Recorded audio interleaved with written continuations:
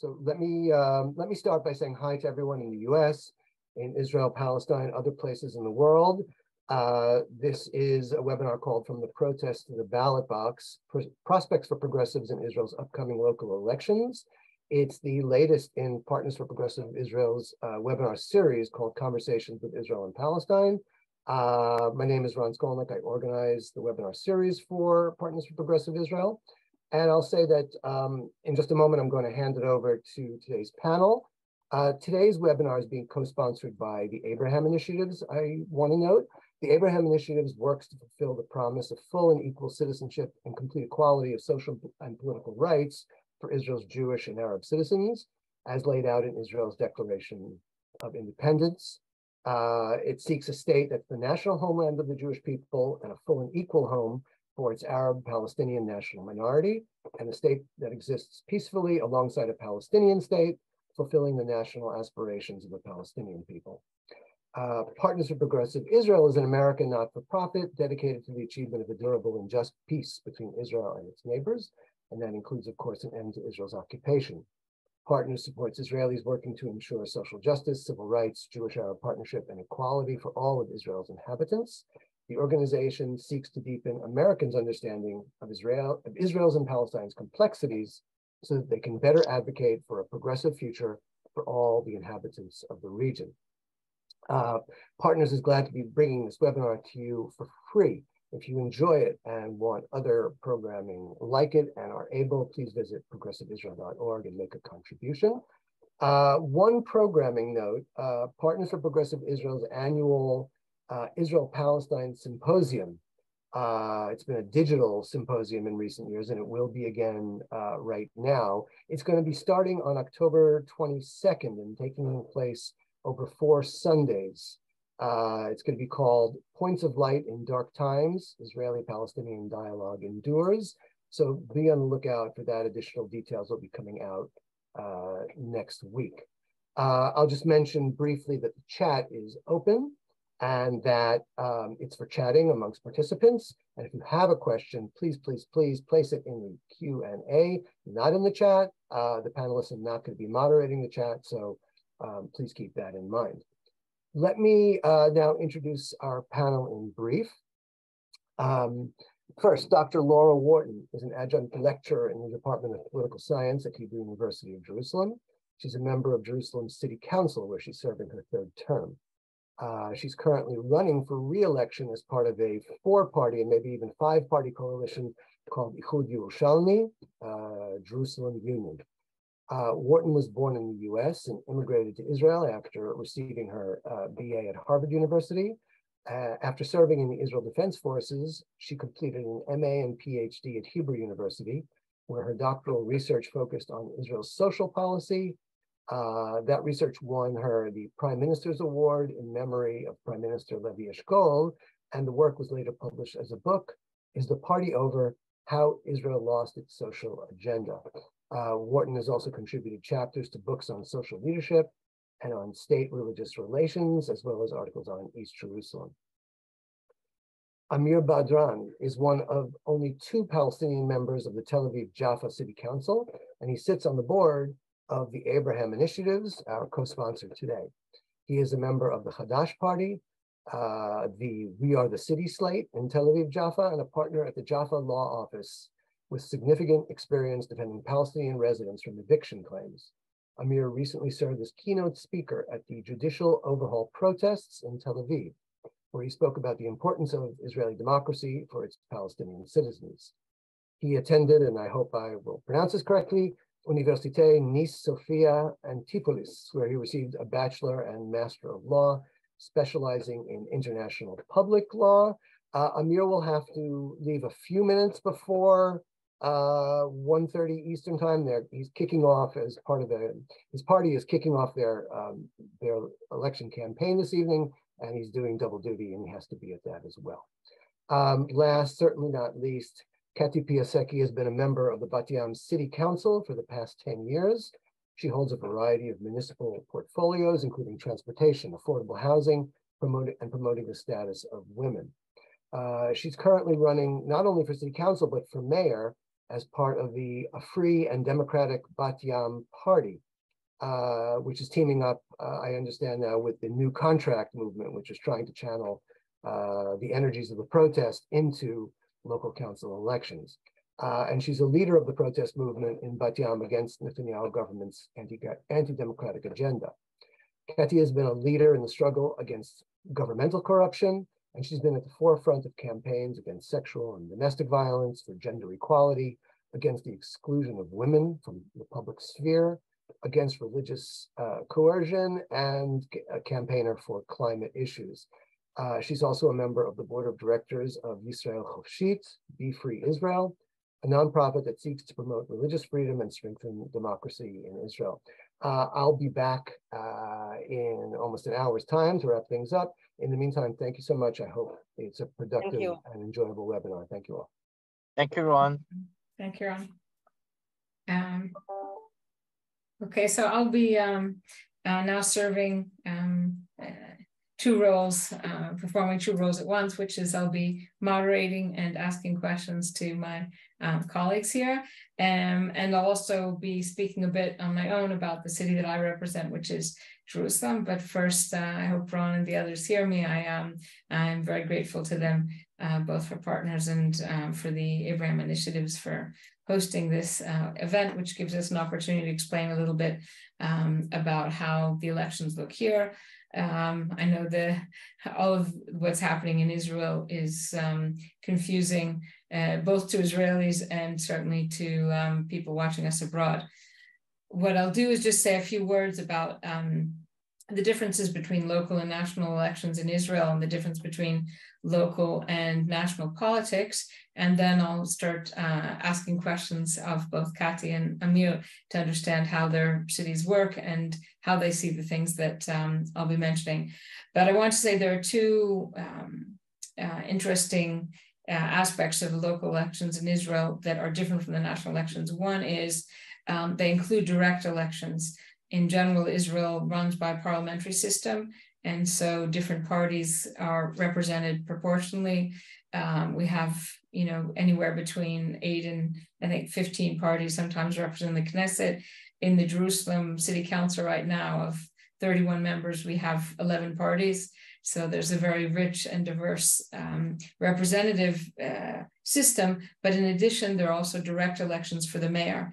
And mayors are very powerful in that they are, as I said, elected directly by name, regardless of their party.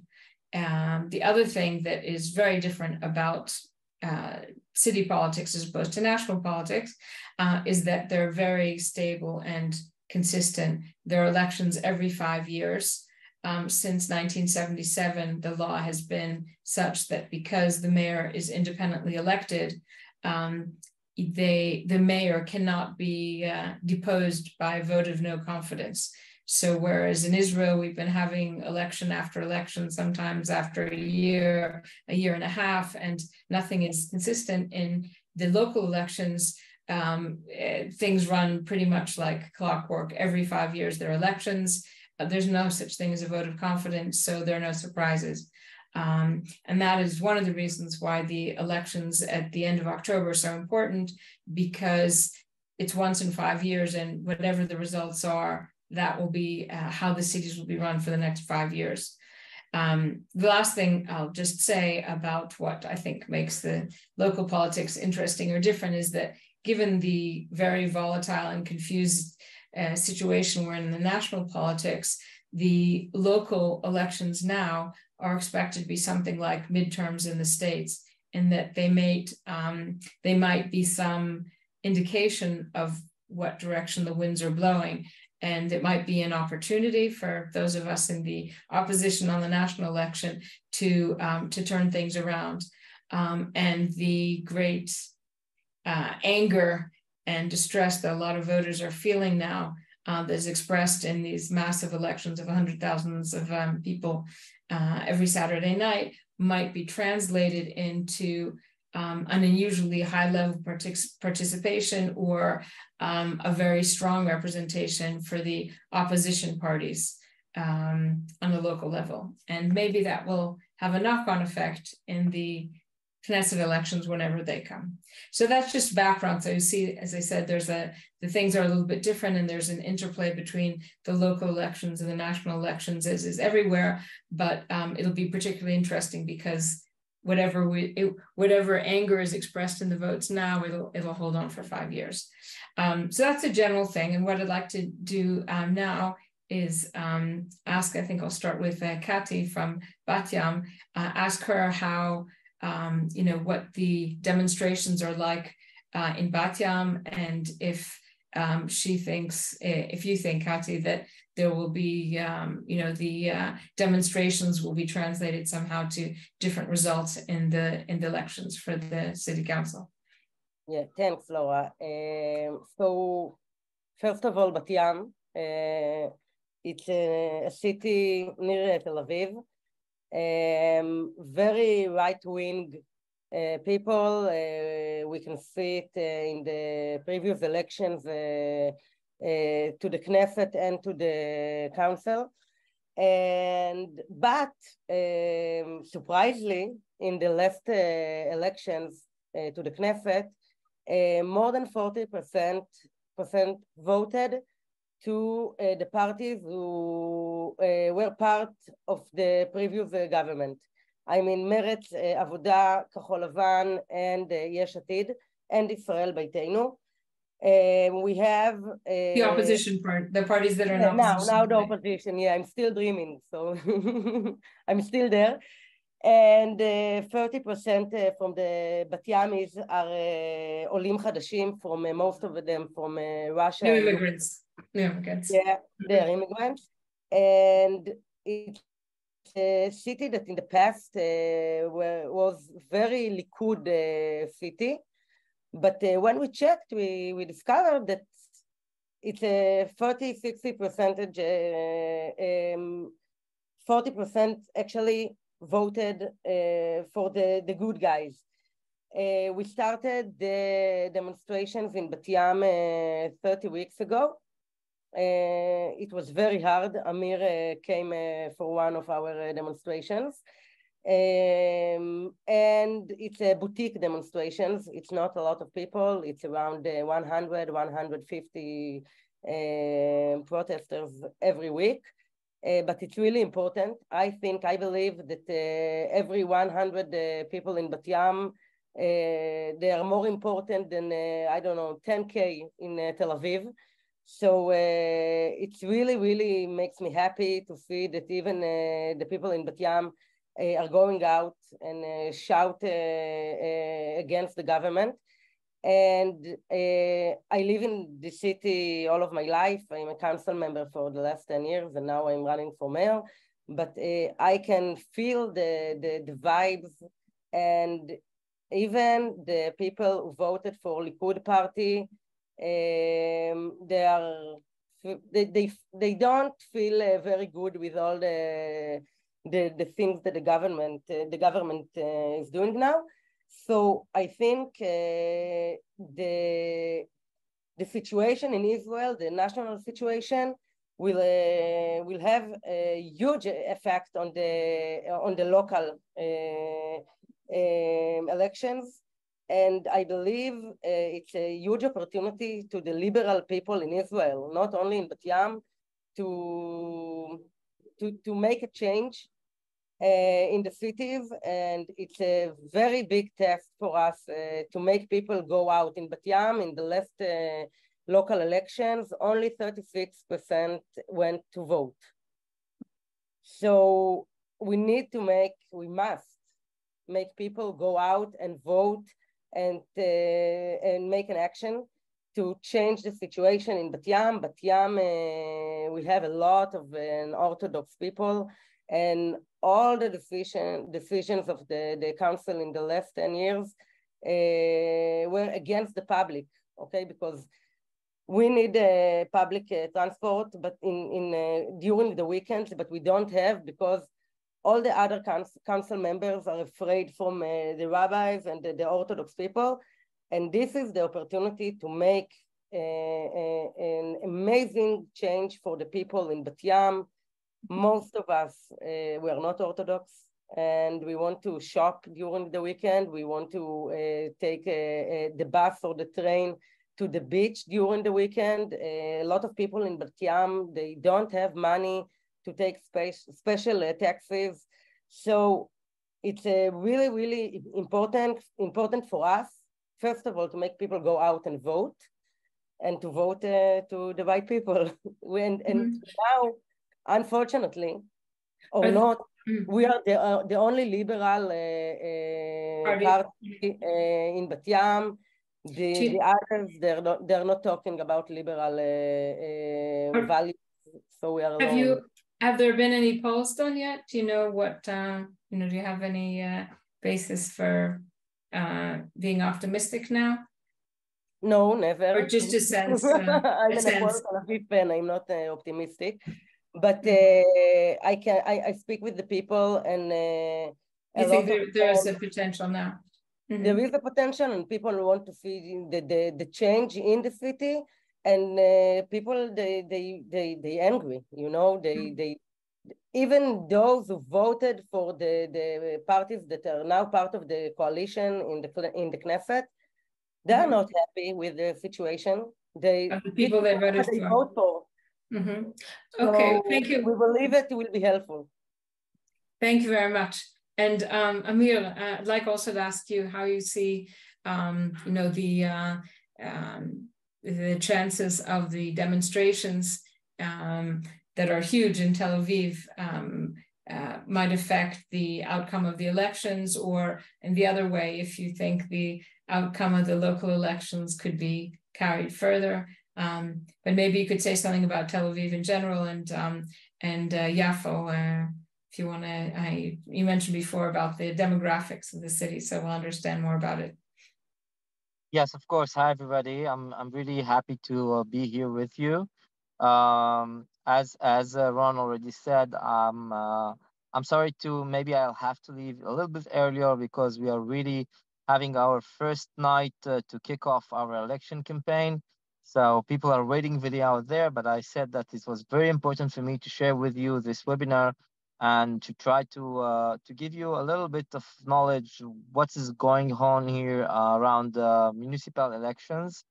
Speaking about Tel Aviv, we usually hear about Tel Aviv, which is a big city. Sometimes it's considered to be the country of Tel Aviv. Yes, as if it was even bigger than Israel itself. But then again, when you think about it a little bit, this Tel Aviv is not standing alone, because Tel Aviv is a mixed, is a jumlad with Jaffa cities. There are two cities. One is called Tel Aviv. The other one is called Jaffa. And a law that was made in the 50s. These both countries cities were done for one city. So there's one mayor and one city council. Just to give you knowledge about, we're speaking about around about 500,000 of residents, sorry. And from out of this 500,000 of residents, Jew residents, there's only 23,000 Arab Palestinians living in Jaffa. So it's some of us are speaking about mixed cities when they are speaking about Tel Aviv, Jaffa, or Haifa, or Akko. But then again, when you think about it a little bit more, you can see that it's not really a mixed city. It's a huge city with a big number of residents, Jew residents, a big majority, with a little minority of Arab Palestinians. Arab Palestinians became now also a minority in the main neighborhood in Jaffa. So how is it reflected in the city council? So the city council is 31 members. And then when you think about Jaffa represented in the city council, for many years, Jaffa couldn't have any representative in this city council. Only in the latest 10 years or 20 years, we are having a representative in the city council, and generally we have only one only one from 31 city council members, and now we're two. This is the whole thing. And how many do you think in this 31 city council members are in the opposition, and how many in the coalition? I'll give you the answer. It's around 29 in the coalition and 2 in the opposition. And if I ask you another question and say, who do you think is in the coalition and who is in the opposition, you won't be shocked if I will tell you that the only 2 who are in the opposition are these 2 guys that represents Jaffa, and the whole other 29 who represents Tel Aviv are in the coalition. So just to give you a notion of the numbers, and this takes us also to another issue, which says let's have in mind, if Jaffa is asking for something in the policy of the city, or let's say speaking about the Arab language, or let's speak about a certain demand which goes to specifically to Palestinians, such as mosques, or such as churches, or the language, the Arab language in the public yard. So all these issues are not really in mind of people in Tel Aviv, because they don't even think about us. So if they are not even thinking about us, it's sure that we are not in their priorities lists. We are not on the table materials that we are dealing on. So this is a big issue. And usually when we speak about Tel Aviv Jaffa, we omit, we just forget speaking about Jaffa, and we speak about the big Tel Aviv. So this kind of situation is very hard to deal with in a term of 5 years, and we have to deal with this situation when we know that almost every question we bring to the city council is voted against us. We tried to get into this coalition with the mayor. I was in the coalition. I said, this is my second experience in the city council. So my first one was I was in the opposition, and then they told me, you have to be a partner with us, and you have to try to work out with us and see to get more success for the people you represent in Jaffa. So I said, okay, you know what? I will give it a chance. So I signed up, and we make a coalition agreement, and I was supposed to be a partner. And then for 1.5 years, I was trying to be a partner, but I saw that my partners were not really taking me into consideration, because what I was bringing to the city council, things that matters for Palestinians, for minorities, for Arabs, for Muslims, or for Christians, was not really in the agenda of the mayor. So if it was in his agenda, he was not trying to speak with me as a representative, and he was dealing with his so-called his yes mans in my community, saying that I really don't need you as a representative. I can speak directly to Arabs, so I don't need you to come and bargain with me and ask me things. I know how to deal with these Arabs, and I don't really need you. So this kind of politics is very dangerous one, but it was always practiced in these kinds of situation when you have a big majority and a minority speaking about Arabs and Jews, Palestinians and Israelis, and so on and so on. But then again, we said, we are not only an Arab list. We are a mixed list. We are a list which is completely different of all other lists in the city council of Tel Aviv Jaffa. We are the only list who have inside of it Arabs and Jews, in the representative of the social part, the weakest social demographic part from both sides, from Jews and Arabs, and we are speaking up the demands of Jaffa, who are completely negligent by other city councils. And this is what gives us, the legitimacy to speak in this voice of both, of Jews and Arabs. And we're trying to do these days the same list, which is saying we are bringing something new to this city council. I have a question. Yeah, sorry. Please. Sorry. Well, I was just saying, if we're talking about the interplay between national and local politics, one thing that was interesting in the last government was that we had Mansour Abbas, a representative, an Arab Israeli who was in the government, brought his party in, and there's some question about whether that was a success or not. But I was wondering if you thought or think that there is a future, depending on who the next mayor is, perhaps, of your joining and actually becoming in the coalition and feeling a part of it. Yes, as I said, I began. You said you tried and it did not work. I tried it, but maybe do you think with the new mayor it would be working? I don't know if you've been in contact with any of the mayoral candidates that have are in Tel Aviv now. Well, Ron Huldai is the most popular candidate that I think he will be the one winning this election for his sixth time, and he's already 25 years mayor, and if he will take it this time, it's supposed to be his last one. I don't know, nobody knows. You've heard that before.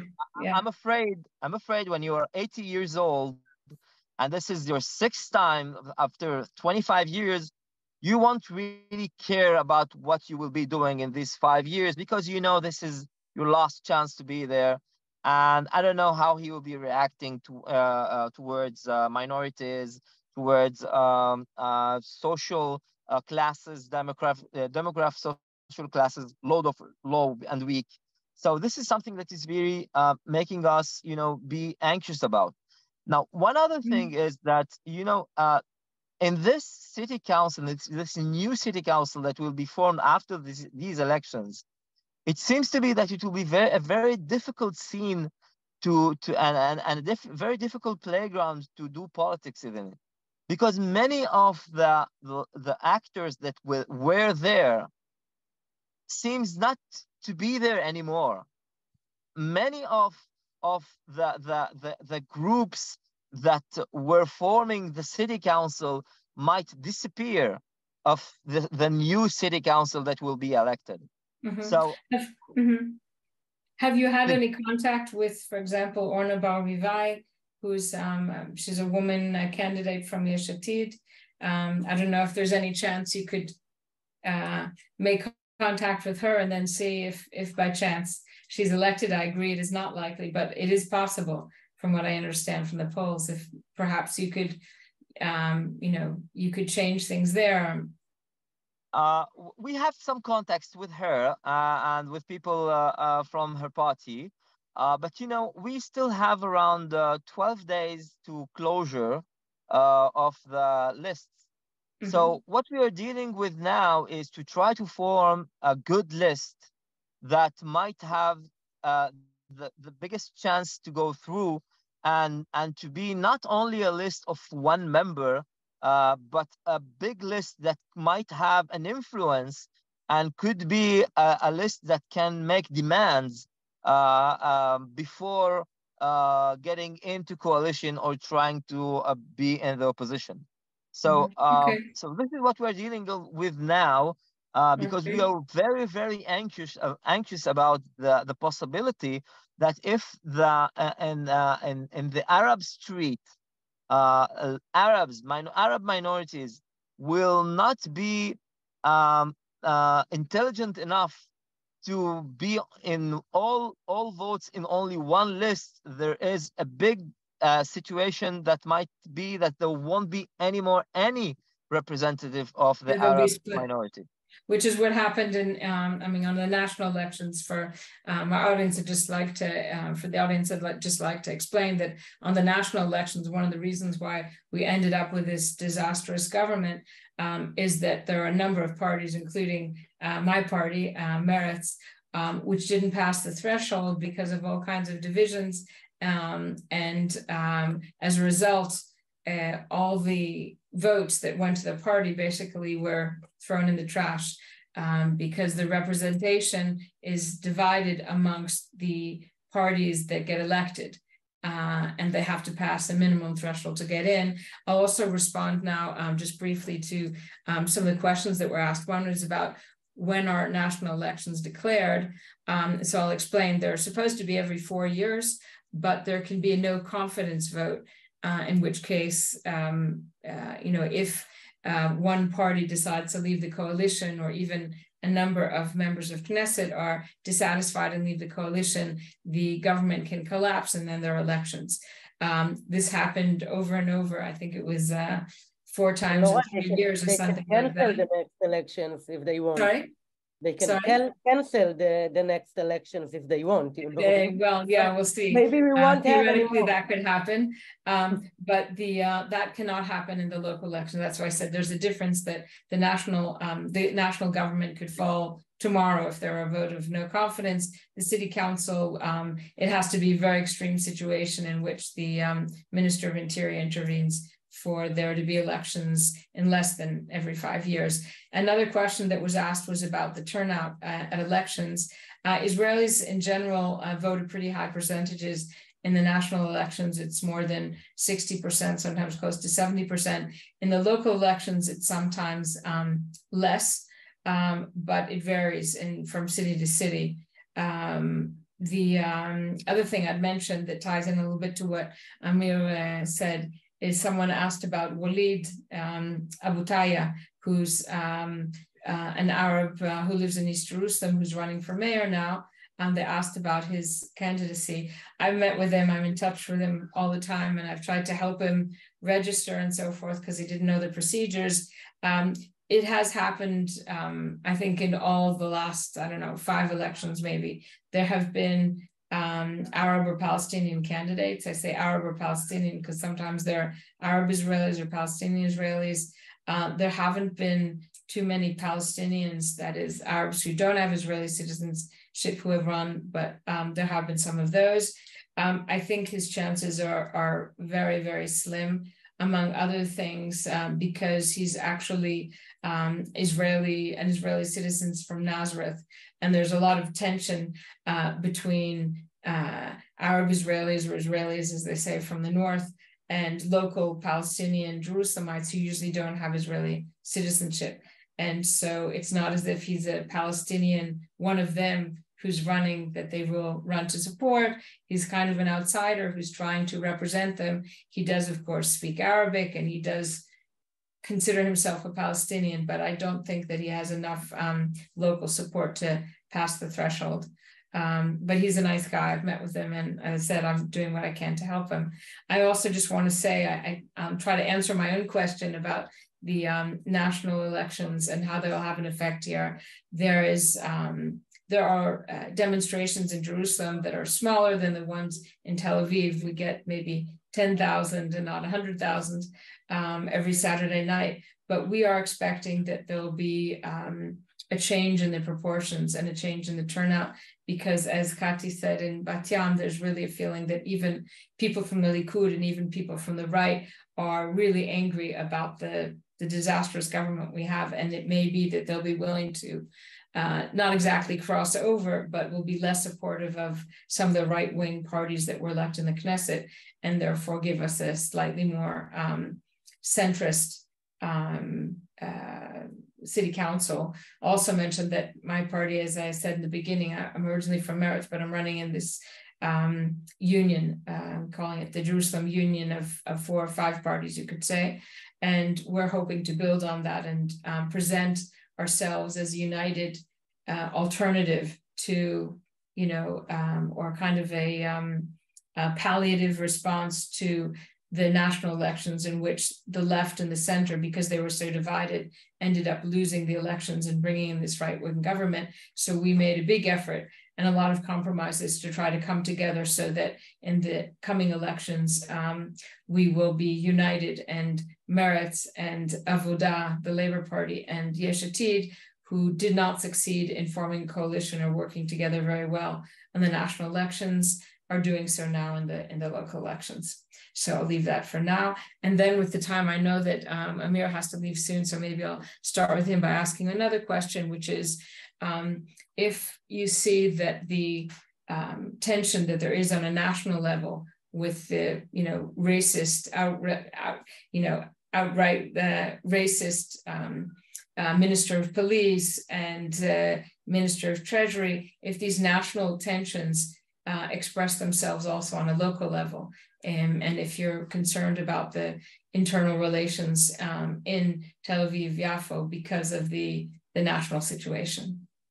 Yes, of course. The national situation are making things worse for the minority, for the Palestinian minority in Jaffa. The racism is really affected. You can feel it. You can see it. There's clashes with it every day. We're trying to give an answer for that by speaking about equality. We're trying to give hope to people, and we're trying to make new coalition, because the situation in the state is so difficult for us that people in Jaffa are trying to isolate themselves and try to say, okay, if this is the situation, let us just focus about a list in this election that will be formed only from people from Jaffa, and we don't really need any other contacts, and we don't really need to get with other partners, Jews. We don't really want to be a mixed list. And I'm confronting this problem today. And I'm saying, look, I come from Hadash Party, and Hadash Party is formed from Jews and Arabs. And this is my belief. And this is the way I see things should go. And I'm representative of two branches of Hadash. One of Jaffa, which is so-called the Arab part, and one of Tel Aviv, which is so-called the Jewish part. This is not exactly the determination that should be, because we're Arab and Jews everywhere, and this is the way it should go. And we're speaking. I do not agree with this kind of demands from Jaffa people. And I'm saying I'm giving an alternative, and I'm giving my hand to this partnership. And I'm saying I'm already there in the city council, so I'm asking you to come and join me to make a wide list, which is built up from Jews and Arabs and other partners that share with us the same issues, the same problems, the same demands. And this is the way to deal with things and to make things different, because we're trying to give a hope. We're trying to give an alternative. And if we can make it happen in the local scene, we can also do it on the country scene, on the state scene. And the left wing in Israel now, and also not only in Israel, but in the world, is really down now, and it's completely disappearing. And if we want to make a change, we have to build it up again, and we have to make new coalitions. And we cannot do it by isolating ourselves or trying to be only for one section or one demographic place. The time is that we should deal together with all our problems, put them aside, and try to see what gets us together. Okay, thank you. I agree, of course. Kati, do you want to comment on that?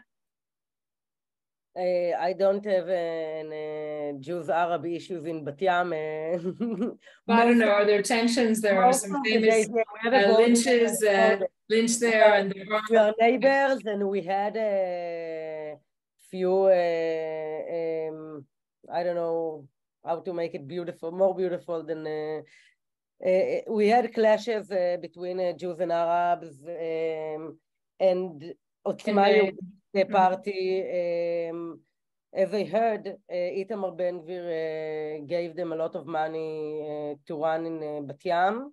They have a list, and they are talking a lot about the Arabs problem in Bat Yam, and also Shlomi Lechiani, who was a mayor and was in prison. I think it's good to mention that he's running for mayor as well. His slogan is to bring back the security to Bat Yam, and a lot of people and bots on the internet are talking about that a lot of Arab people are coming to Bat Yam every evening to the beach, and they're trying to scare the people. Of course, I'm the only one.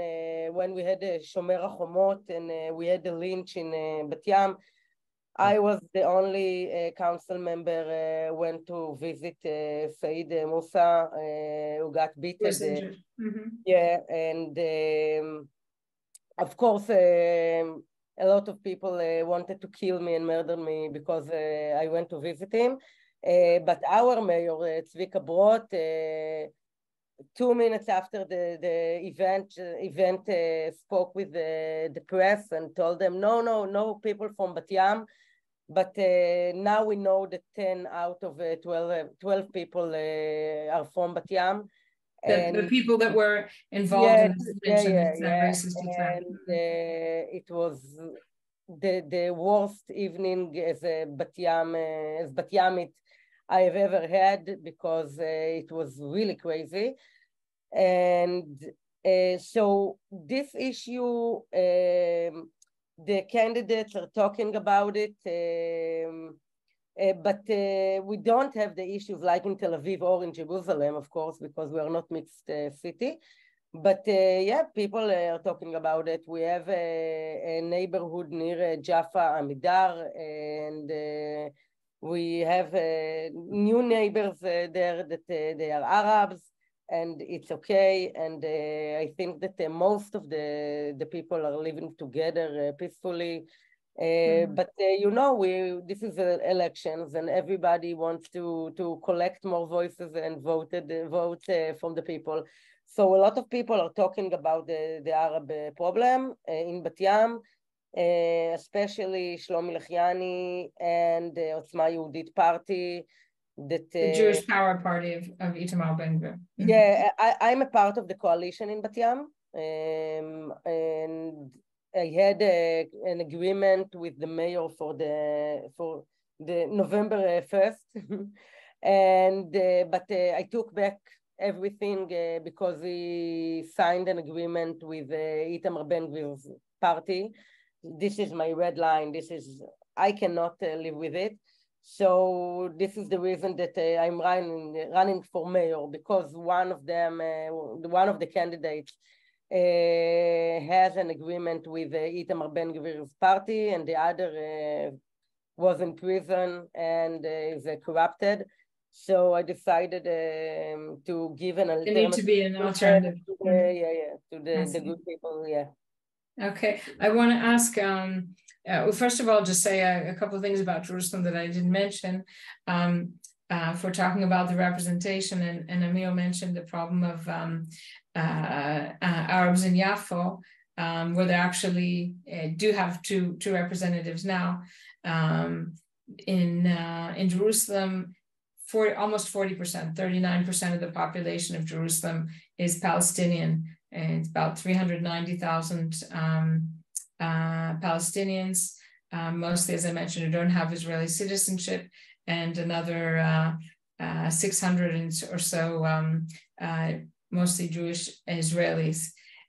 Despite that, there are 0 Palestinian representatives on the city council, because since 1967, since Israel conquered and engulfed East Jerusalem, the East Jerusalemites have been boycotting the elections. The first election, they did vote, but since then, and certainly since the first and second Intifada, uprising, Palestinian uprising, they don't vote. Something like 1% vote. I will be working with friends from East Jerusalem to try to get some people to vote, those who are willing, but I understand that people don't want to vote. On the one hand, there are a lot of people who say they should vote, they have the right to vote, and it's a pity that 40% of the population is not represented, especially when they pay taxes. They should pay taxes and demand the vote. On the other hand, and I certainly understand that point of view, and that is more or less mine. On the other hand, there are a lot of problems with East Jerusalem, with housing demolitions, with unfair distribution of the taxes. And so rather than fight these things through the political mechanisms, most just prefer to boycott. There have been some polls that have shown that in the upcoming elections, maybe more will vote. There also seems to be an age divide, that those Palestinians under 35 are more willing to talk about or consider voting because they see that all the generations, 56 years of boycotting the elections has not brought about the results that their parents wanted, but I don't know. So that's just about the situation in Jerusalem. In addition, I also mentioned that Itamar Ben-Gvir is supporting one of the parties, the local parties here, and there is an extreme right in Jerusalem that is very scary. They have 2 seats, and they're very Itamar Ben-Gvirish. They're pretty openly racist, and I've actually been involved, and I'm involved now in a suit against them for their racist propaganda.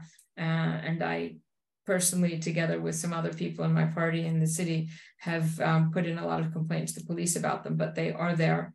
I hope that maybe there'll be a reaction against them, given what this party is doing to the country, but it's too early to say. Apart from that, there are 2 other questions that I wanted to respond to. One is about how the local elections. Laura, would you excuse me interrupting you? Sure. I will have to leave because I have to attend this salon, and I would like just to say thank you for everybody and for you. I'm sorry that I have to go away a little bit sooner, so I will be delighted to do other webinars like that. And I already saw that there was something that was written about. So thank you all, and I hope that this panel gave you a little bit more information about what is going on here and how things are done, because there's similarity and still there's differences between cities, as mixed cities and not mixed cities, East Jerusalem and Jerusalem, and so on and so on. So thank you very much, and I just have to leave you with Laura and Kati. And thank you both. Okay, well, thank you very much, Amir. Good luck, and it was and nice to meet you. Yeah. Shana Tova for everybody. Exactly. Shana Tova. Bye-bye. Okay. So I just wanted to mention someone asked about how the local elections are affected by the demonstrations, or how they're working. It's a little bit too soon to know. Our mayor and you can tell something about the mayors of the various cities by how they respond to the demonstration. In Tel Aviv, they're given, I think, carte blanche almost to in the demonstrations. In Jerusalem, it's quite different, although we do make an effort, particularly my party and this new union reform, to make sure that the protesters get all their rights and are treated well. And we protest if either the police or the local inspectors, supervisors are not treating us fairly. The last thing, which is an important question, is someone asked about donations. Israeli, what do they call it? Political donations are very carefully regulated, and local elections cannot accept donations from abroad. So unfortunately, though, I'd love to get your support, and I'm sure that Kati and Amir and I would be happy for some donations.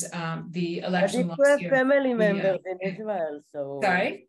I told that if they have family members or friends in Israel, this is the time to spread the word. Yes, if you know Israeli citizens that want to donate, they can, but only Israeli citizens or residents in Israel can make donations to our parties. And also there are very strict regulations about that. You can donate only up to 5,000 shekels. It's a good thing. I'm in favor, but it does make the funding difficult. And especially when both Kati and I are in a situation where we had a backing of a national party that collapsed, it makes it more challenging. Last thing I'll say, and then I'll go on to a last question, maybe to Kati, is someone asked about merits. Actually, maybe I'll put it to you, Kati. Do you want to say something, since we belong to the same party, if you want to say something about how you see the future of merits? So, both of us were Meretz council members during the last 10 years. You 10 years as well, right? Yeah. More. I think that Meretz did a great job in the councils and in the Knesset. But I believe that this is an opportunity to create something new to the liberal public in Israel.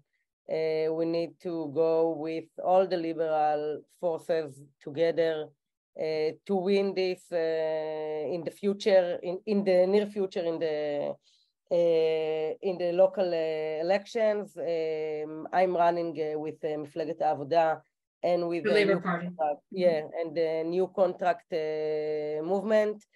And I believe that in the future, to get bigger and to win, we must just forget everything and find a way to bring the peace and the logic to Israel politics, because now everything is crazy. I mean, it's not about parties anymore. It's about the liberal public and the bad government, and we need to make the change by going together with all the liberal forces in Israel. So it's not only about merits, it's about the reality in the Israeli politics right now. Yeah, I would say also that I think Meretz as a party is pretty much finished. It didn't pass the threshold in the national elections, and it was left with debt because it spent money as if it were going to get the public funding back, which is what usually happens in the elections. You have a budget and then you get refunded if you make it in. But the party didn't make it in, so it left with debt. So I think what we're doing in Jerusalem, what Kati is doing, I know it's happening also with Meretz in Tel Aviv, is they're joining forces with other parties, either with the Labour Party or Yesh Atid, or both of them, or the Green parties. And I think it's a natural thing and it's a healthy thing. And I hope that we can all kind of start anew and build wider parties. I think the left kind of shrank, not because people necessarily were less supportive, but because the parties became a little bit fossilized and a little bit too narrow in their views. So now we have an opportunity to rebuild the left. And I really do believe it's an opportunity, especially with these masses of people, hundreds of thousands of people going out to protest for it's close to 40 weeks, I think. I think it shows that there are masses out there that want to reorganize and want to express their voice. And I hope that there'll be a new left platform that can be a platform for those progressive voices about everything, about peace, about equality, about Arab-Jewish relations, about women. That was the last subject that I was hoping we're going to get to, but I don't know if we'll have time. And the gay community. There's so many things that we have and should be dealing with. And so we need this platform, but it has to be a wider one, I think.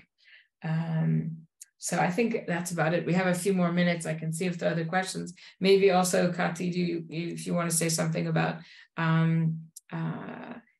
women and I don't know how you see. I don't know what the proportions of women are in the Bat Yam. Actually, we are 9 out of 25, which is nice, but this is because of the new law that lists that have a third represent for women. They are getting more money from the countries. So the government funding, public funding. So, it's a good incentive.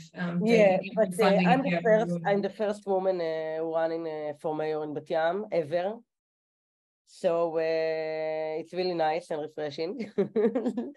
And our list is 50-50 women and men. As a council member, I did a lot regarding women's rights. We have a plan. We wrote a plan to schools and kindergartens about women's rights. We are talking about not only about women. We are talking about that everybody are equals. And it was born after one woman was murdered in Bat Yam. And by your partner, by a man, I take it. Yeah, of course. And it's really important for me. I mean, it wasn't, no one discussed this issue till I came and told everybody, okay, we need to talk about it. Let's put it on the table and talk about it and make sure that women can feel free in Bat Yam. They have security in Bat Yam. And let's talk about it. Let's see what we can do better. And I'm very happy and glad that I did this change in Bat Yam, also regarding LGBTQ.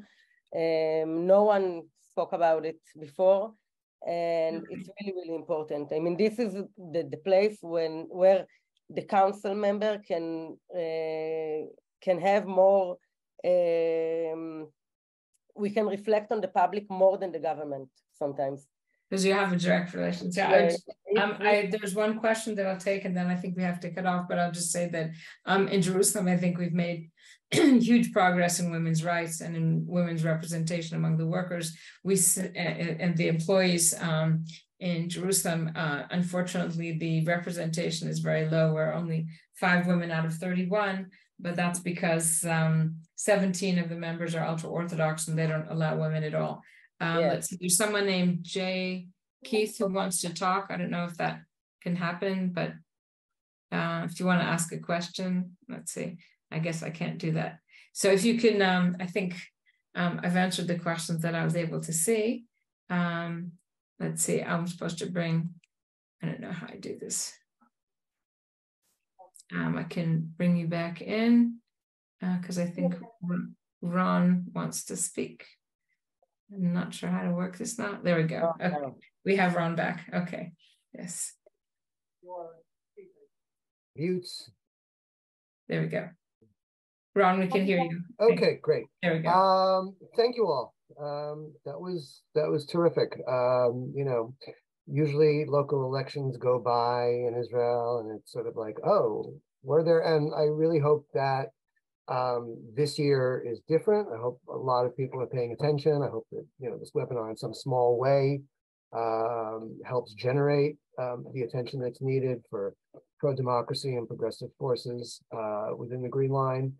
Thank you all. Thank you, Kati and Laura and Amir, who's not hearing us right now, but I hope the message gets to him. It was a wonderfully informative webinar, I thought.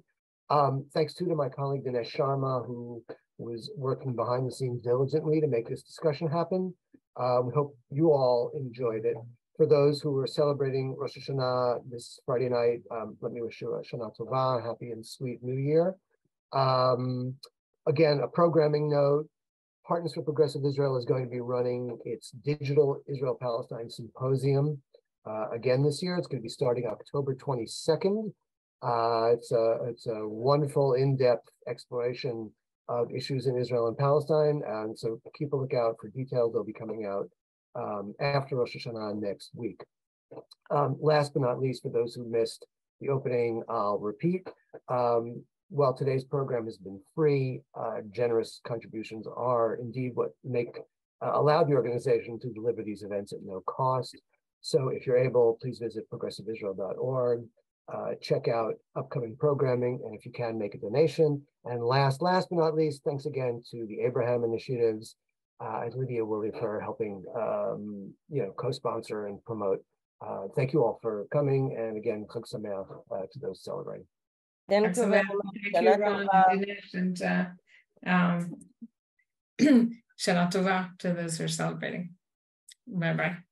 Bye-bye. All right.